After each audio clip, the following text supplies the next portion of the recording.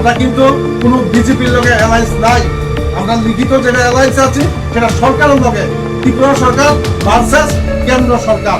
কোনো বিজেপির লগে আমরা অ্যালায়েন্স নাই। ভোট দেই যারা মুসলমান ভোট দিছে এই 70-75 বছর ধরে, এই কংগ্রেস সিপিএম কত ভিক্ষা দেয় করতো, কেন কথা কেন মুসলমানের পক্ষে দাঁড়ায়? আমরা তো সারা জীবন কংগ্রেসের সিপিএমের মুখে, এটা সত্যি কথা, মুসলমানরা বিজেপির মুখে না। আর বহু সিপিএম এর নেতা আপনাদের কাছে আইব, এই সিলেকশনও চেষ্টা করছে বহু জায়গায়, আপনাদের আইয়া পান খাইব, চা খাইব, আইয়া বইয়া বইয়া করব তীব্রমতা বিজেপির লগে আছে, তীব্রমতার বুঝছিল না।